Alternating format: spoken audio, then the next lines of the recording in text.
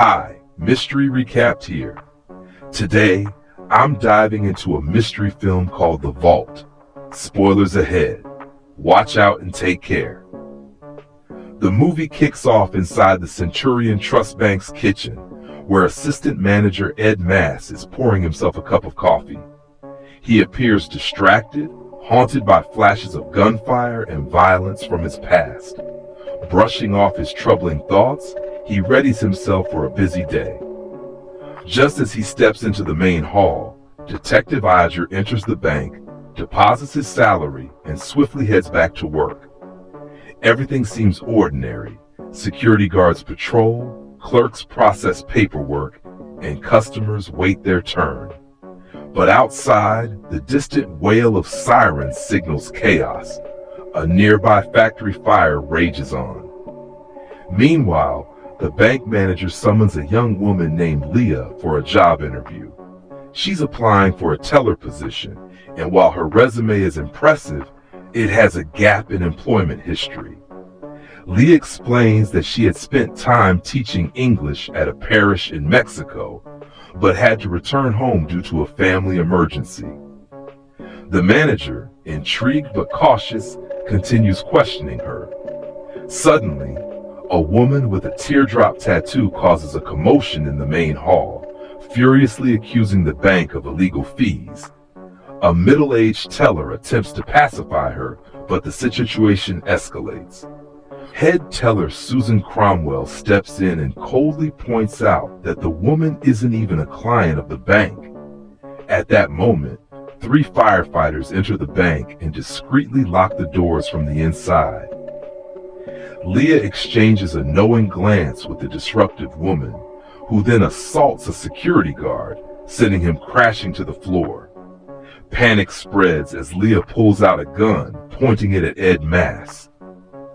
"Do as I say," she warns, "or I'll blow your head off."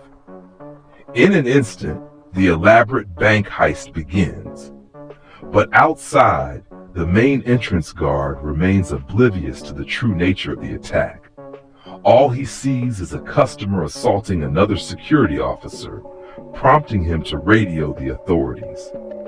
Before he can react further, one of the fake firefighters knocks him out cold. With everyone inside now hostages, the robbers act swiftly. Leah's sister V collects phones while Cyrus, another disguised firefighter, sprays paint over the security cameras. Suddenly, the police radio crackles nearby. A mysterious male voice reports that a robbery is happening at Centurion Trust Bank, urging immediate police action. The voice is patchy, unclear, but its urgency is chilling.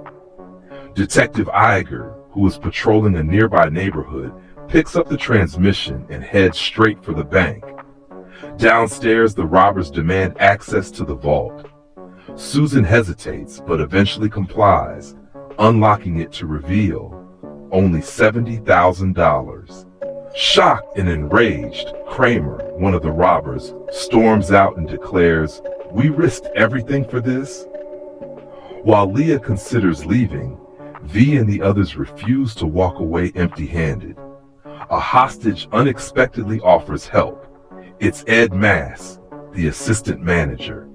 He claims there's another vault, an older one in the basement, holding $6 million. Skeptical but desperate, V and Kramer head downstairs to investigate, while Michael stays back to keep watch. The basement is eerie. Dust-covered walls, flickering lights, and the overwhelming feeling that something isn't right. As Kramer works to break open the old vault, V wanders deeper into the basement, and suddenly she sees something. A shadowy figure in an old storage room. Upstairs, Leah notices police cars gathering outside. But something far more terrifying is unfolding below. The flickering lights grow more erratic, and through the surveillance monitors, Leah and V watch Kramer freeze in fear.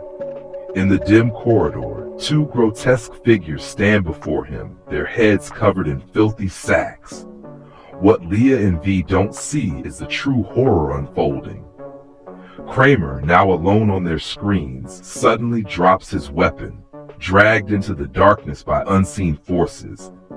His agonized screams echo through the basement. Michael hears it too. Realizing things are spiraling out of control, Leah orders Cyrus to count the hostages. But as the lights flicker, the new vault door slams shut, trapping Cyrus and the captives inside. The basement door also locks itself, leaving Leah and V stranded. Inside the vault, Cyrus sees something terrifying. Among the hostages sits a masked figure, someone who wasn't there before. More figures with filthy bags over their heads appear, closing in. One of them forces a shotgun into Cyrus's mouth. Meanwhile, Kramer is being stabbed repeatedly in the basement. As the lights stabilize, Leah rushes to check on the hostages, but Cyrus is gone. The captives sit exactly as before, unmoving, unfazed. In the basement, Michael stumbles upon Kramer, now tied to a chair with his eyes gouged out.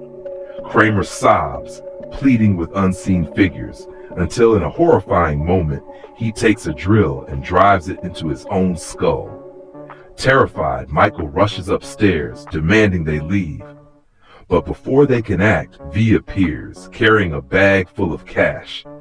However, upon closer inspection, Leah finds that all the bills are from 1982.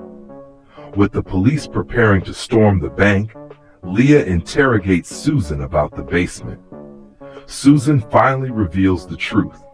In 1982, a deranged robber held the employees hostage for days, making them kill each other before police intervened. Ever since then, the basement has been cursed. Realizing the situation is unwinnable, Leah releases the hostages. She grabs the bag of money and heads downstairs, ignoring warnings from the bank's security officer. But as she reaches the old vault, the masked specters trap her. Just when all hope seems lost, Michael arrives, pulling her free. He sacrifices himself to ignite the basement, buying Leah enough time to escape through the pipeline. The next day, Leah drives away, listening to a news report about the robbery. The authorities believe all the robbers died in the fire. She soon picks up V, and together they disappear into the unknown. Meanwhile, at the police station, Detective Iger reviews the security footage. Strangely, the assistant manager, Ed Mass, is missing from every frame. None of the survivors recall his real identity. And then, in a chilling twist, Susan recognizes Ed Mass in an old photograph from 1982. Detective Iger dismisses it as impossible, because Ed Mass was one of the original victims of the 1982 robbery. As Leah and V's car breaks down on the side of the road, V checks the engine. And then, the man in the mask appears, grabbing her from behind.